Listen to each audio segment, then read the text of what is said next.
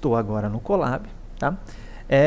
Vou tentar fazer isso sem biblioteca alguma, tá? A gente consegue otimizar esse nosso sistema utilizando bibliotecas do Python, mas só para mostrar o quão simples é essa busca e o como que a gente consegue resolver uma facilidade, sem necessidade de bibliotecas, sem nada, apenas utilizando as estruturas básicas do Python, ok? Bom, uma vez no Colab, tá? Lembrando que eu disponibilizei no Ava uma base de dados, tá? Um dos itens dessa base de dados, tá? É a lista de cidades, a mesma lista de cidades que a gente usa para fazer os exercícios, né? De busca em largura e profundidade, que a gente vai utilizar ao longo da disciplina, que são as cidades da Romênia, tá? Um dos passos, então, que eu vou precisar aqui nesse meu problema, é ler essa lista de cidades e criar uma lista de cidades, ok? Bom, para fazer leitura, tá, de coisas no Python, aí, de arquivos textos, nesse caso aqui, a gente tem uma função que é a função open, tá? Nessa função open, a gente passa qual que é o caminho do arquivo que eu quero ler, tá? E o modo que eu quero ler, se é escrita, se é gravação, igualzinho a gente tinha no C, se não me engano, no C, o fopen, tá? Aqui no Python vai ser muito semelhante, então eu tenho uma função, tá? No qual eu vou passar um caminho, então eu vou fazer o seguinte, para organizar o meu código bonitinho. Eu vou chegar aqui, vou colocar caminhos da base,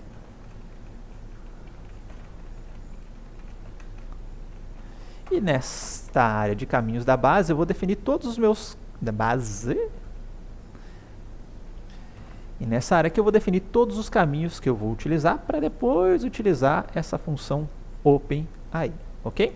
Bom, então caminhos da minha base.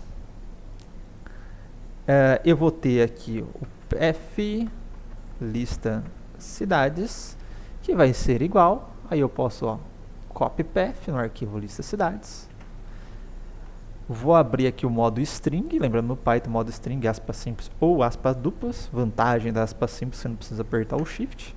E vou copiar o conteúdo da minha lista cidades, tá? Shift Enter, e aí eu tenho agora esta variável de memória, path, lista cidades, criada no meu Python, tudo bem?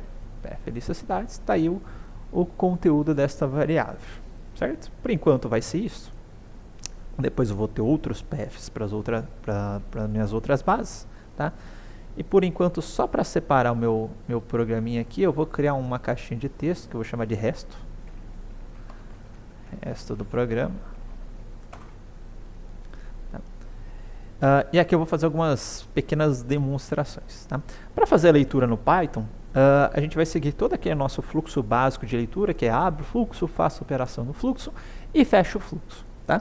Então, seguindo essas três operações básicas para fazer a leitura no Python, eu vou ter, obviamente, um objeto ou um ponteiro para esse arquivo que eu quero fazer as operações, tá?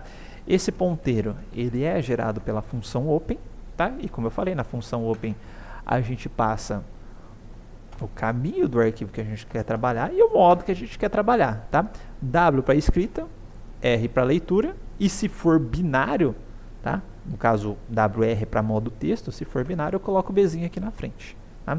No caso, é um arquivo TXT, é modo texto, vou usar o R mesmo, tá? Uma vez que eu fiz a atribuição desse ponteiro para arquivo para a minha variável arquivo, tá? A gente tem aí um conjunto de métodos, tá? Que eu posso manipular esse arquivo, tá? Mais tradicional que a gente vai fazer para fazer a leitura, tá? Vai ser o readline ou o readlines. A vantagem do readlines, tá? Deste método readline, vou chamar aqui, ó, linhas igual arquivo readline, é que ele já me retorna uma lista e cada elemento dessa lista é uma linha do meu arquivo, ó. Linhas. Aqui todas as linhas do meu arquivo, tá? Perceba que aqui ele manteve incluso o /n, tá?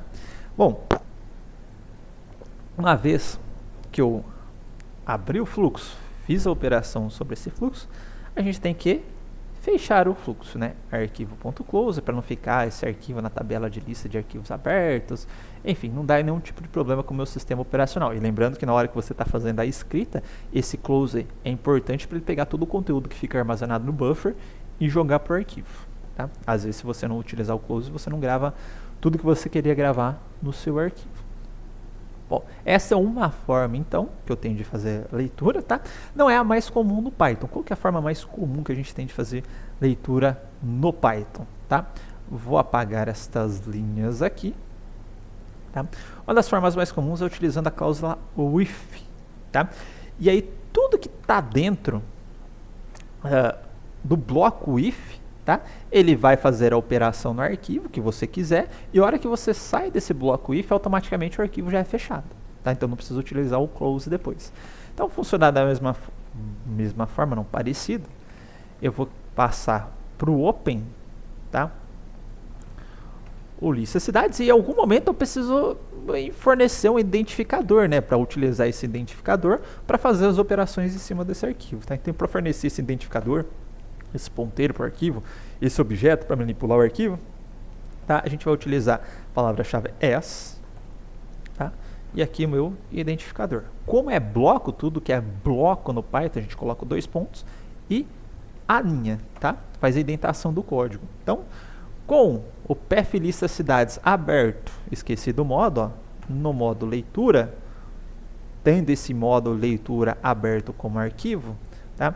Eu vou até criar uma outra variável aqui, ó, lista 2 igual arquivo ponto read lines. Okay? Só isso já vai fechar o fluxo do arquivo, bonitinho. Vou colocar aqui, ó, lista 2 para vocês verem que de fato foi criado, tá? Apesar de parecer estranho, ó, isso daqui foi definido dentro de um bloco de código, tá? Mas eu consigo enxergar depois do lado de fora. Esse é outro ponto que não preciso criar uma variável fora, para depois eu ter esse escopo para o meu programa inteiro, ok? Isso só vale para o if, tá? Não vale, né, geral isso daí não. Bom, dado que eu tenho a minha lista, agora eu já sei fazer leitura de cidades, vamos parar aqui por enquanto. Outra coisa que eu preciso me preocupar é fazer, ou de alguma forma, conseguir armazenar essas cidades aqui vizinhas. Para a hora que eu for fazer o meu programa de busca, né? Lembra que uma parte do meu problema de busca é gerar os estados sucessores. Nesse caso do GPS, meus estados sucessores são as cidades vizinhas, tá? Então, de alguma forma, eu preciso de alguma estrutura para armazenar essas cidades vizinhas, tá?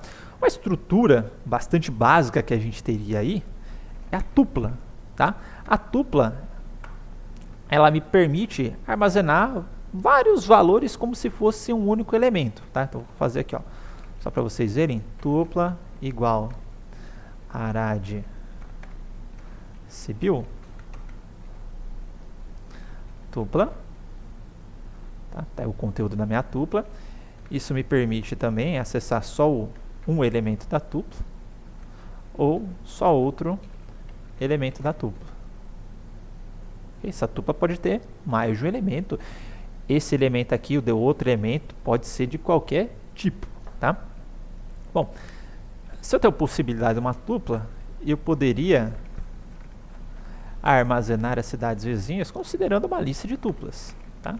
Então, mapeei aqui, ó, Arad Timisoara, uma outra tuplinha aqui, Arad Zerinde.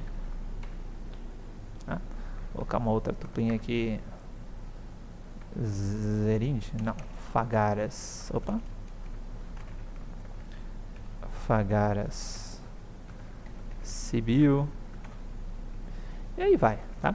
Na hora que a gente lista, então essa listinha de tuplas, ó, isso é uma lista, cada elemento da minha lista, ó, separado por vírgula, é uma tupla, e aí se por acaso eu acessar o elemento 0, primeiro elemento, tá? Ele vai me retornar a tupla contida na primeira posição da minha lista, tá?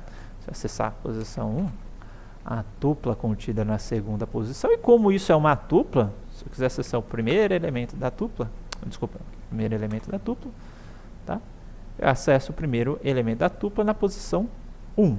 Se eu quiser acessar o segundo elemento da tupla na posição 1, acessei o segundo elemento da tupla na posição 1, tá? Perceba que se eu tenho uma lista um pouco grande, tá, de cidades, se a gente tiver um GPS mundial, isso vai ser grande, tá? Toda vez que eu quiser retornar os vizinhos de uma cidade, eu tenho que percorrer esta lista, tá? E procurando, verificando, a cidade de origem ou a cidade na posição 0 É a que eu estou procurando na minha busca? É o meu estado atual da busca? É. Então, vou retornar outro vizinho. Vou para o próximo elemento. É o estado atual? É. Retorna o vizinho. E assim por diante. Então, isso pode ficar um tanto quanto custoso de se fazer para grandes problemas. Tá? Se a gente lembrar de uma estrutura de dados muito interessante da aula de orientação a objetos, que era um mapeamento, estrutura de mapeamento, a gente tem uma possibilidade também de tornar isso mais eficiente por meio de um mapa. Tá? Não é um mapa mundial, mas é um mapa no sentido de mapeamento. Então vou especificar aqui mapeamento. Tá? Esse mapeamento é dado pelas chaves no Python, tá? Por um valor de entrada. No caso, vamos supor que eu quero mapear Arad, obter todos os vizinhos de Arad. Então minha entrada vai ser o Arad, tá? E a minha saída vai ser uma lista de vizinhos de Arad. Então vou colocar aqui, ó, Sibiu, Timisoara, Zerinde, isso, ó. Tá? Vou colocar outro item aqui. Vou chamar, pegar um Iazi, que tem poucos vizinhos, Iazi. Então vai ficar Iazi 2 pontos. Aí os valores de Iazi, que é Neant e Vaslui. Tudo bem? Se eu quiser colocar mais... como que eu faço para acessar um item desse mapeamento antes disso? Né? Se eu colocar aqui, ó, mapeamento, passar entre parênteses a chave que eu desejo, ele vai me retornar o valor mapeado. No caso, Arad, se eu digitar aqui Iazi, vai me retornar o de Iazi. Se eu quiser colocar um novo valor aí dentro, tá? A gente tem um método put, mas para fazer isso, tá? Então, mapeamento, ponto. Put, era put. Update, desculpa, eu estou confundindo o put com o hash map do Python, o update, tá? E aí eu posso fazer a mesma coisinha que eu tinha feito ali em cima. Então vou colocar assim, Oradeia, 2 pontos, Sibiu, Zerinde, tá? Agora eu vou colocar aqui o mapeamento pra gente ver, tá? Errei no Oradeia, tá? Desculpa, ficou Orade, tá? Mas enfim, eu atualizei esse meu mapeamento, tá?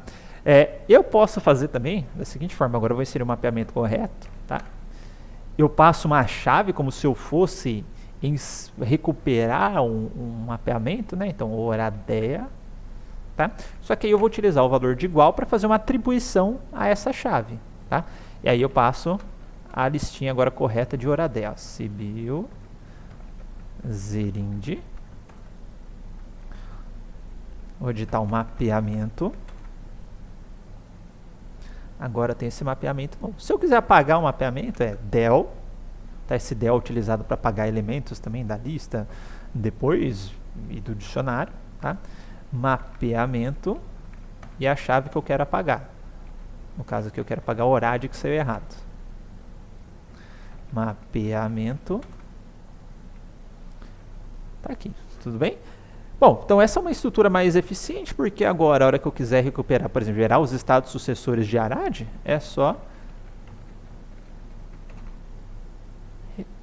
mapeamento, errei, desculpa. Mapeamento. Tá? Eu já lista os estados vizinhos de Arad, tudo bem? Ou com base nesses conceitos até o momento, no próximo vídeo, a gente vai criar um objeto, uma classe, tá? E consequentemente depois o objeto, para fazer todas essas leituras e mapeamentos necessários. Que aí o nosso código fica um pouco mais bonitinho e a gente já vê como que funciona a orientação objeto no Python. Tá? Então até o nosso próximo vídeo.